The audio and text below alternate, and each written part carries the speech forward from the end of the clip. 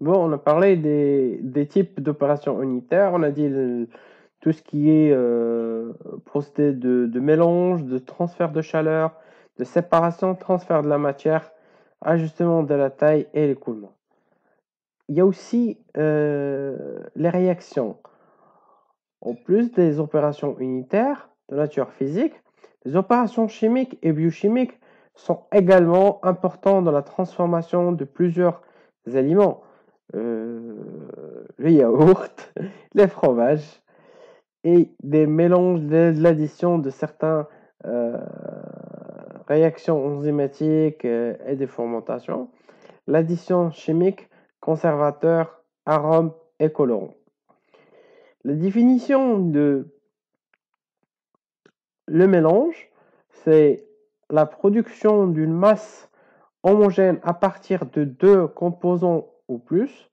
Deux objectifs principaux du mélange sont l'incorporation d'ingrédients et le transfert de chaleur.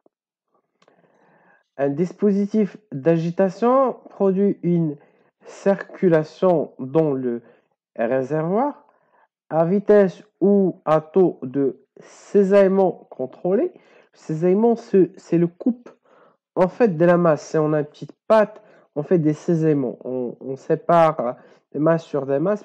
C'est comme le pétrin de la farine, de la pâte boulangère.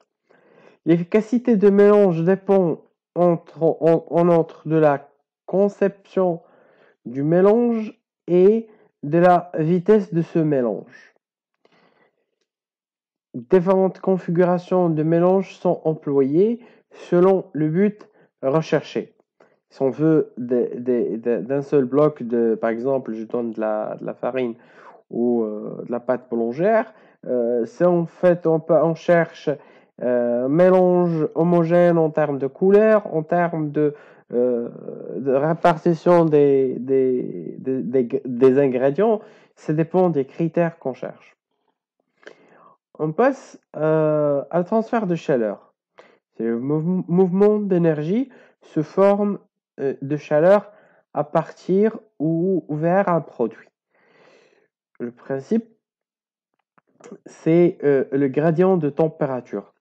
Soit on cède de la chaleur, soit on accepte de la chaleur à travers soit l'air, soit un métal, soit un objet X, où chaque matériel a sa propre coefficient de transfert de chaleur. On va parler du transfert de chaleur après. C'était calcul à faire. Lorsqu'on fait de la pasteurisation, on transfère de la chaleur. Lorsqu'on fait de la surgélation, on transfère de la chaleur. On arrache de la chaleur. En fait, chacun a sa façon de dire le transfert de la chaleur, mais c'est de changer l'état de la chaleur d'une entité, d'un objet, d'un aliment. Les facteurs influençant le transfert de la chaleur, conception de l'échangeur de chaleur, deuxièmement, propriété de transfert de la chaleur du produit, conductivité thermique, c'est le coefficient, c'est la conductivité thermique, c'est le transfert de la chaleur. Densité, méthode de transfert thermique, conductivité, radiation, convection. On va parler de ces trois éléments. La viscosité, la conductimétrie, c'est par contact. Bon, je vais expliquer ça tout à l'heure.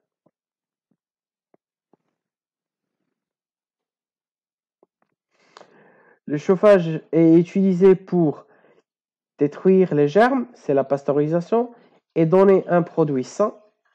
Prolonger la durée de conservation par la destruction de certains enzymes, c'est le blanchissement. Améliorer stabilité organoleptique du produit, ou bien le refroidissement a principalement une fonction de conservation. C'est la surgélation via la congélation.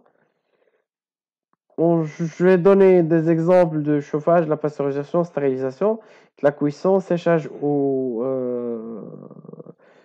sèche ou humide, blanchissement dans le cas des enzymes. Il y a le refroidissement, congélation, surgélation, refroidissement.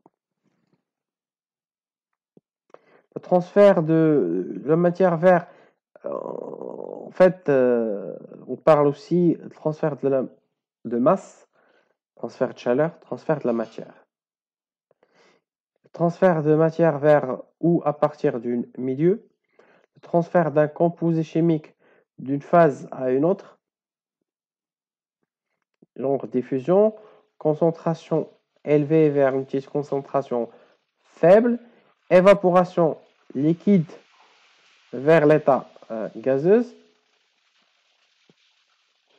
C'est le gradient de concentration.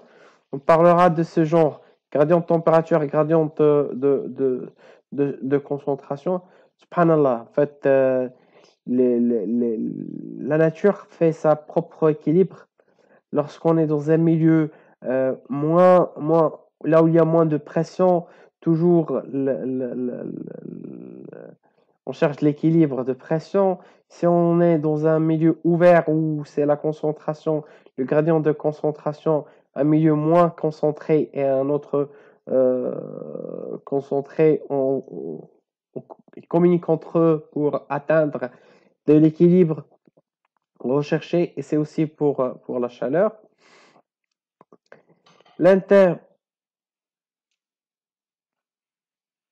Intervient principalement dans les techniques de séparation ou de séchage. Le transfert de la matière, par exemple, lorsqu'on fait de la séparation de la matière grasse, c'est le transfert de la matière. Exemple, absorption, cristallisation, distillation, lyophilisation. Je ne vais pas entrer dans ces détails-là, on va voir ça après. Il y a aussi la séparation de composants sur la base d'une propriété physique, taille, densité, point d'ébullition.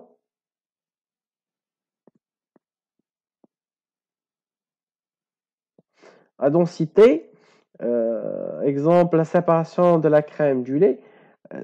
La centrifugation, il se base de la point de la densité.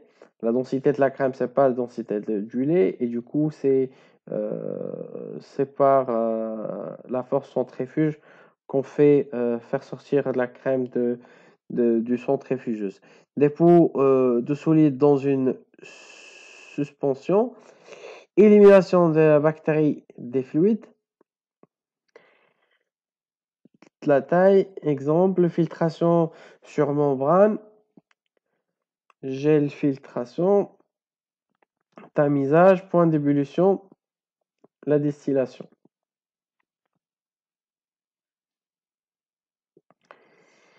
L'ajustement de la taille, changement de la taille d'un produit ou d'un de ses composants, réduction de la taille du produit, hachage, broyage, moulage, découpage, tranchage, émulsification, augmentation de la taille par agrégation, agglomération ou gélatinisation.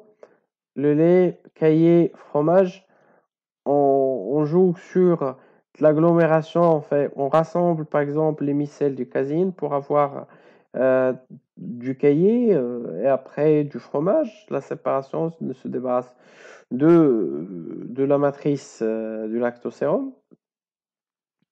Il y a la partie écoulement, le transfert d'un fluide d'un point à un autre. C'est par gravité ou bien par pompage.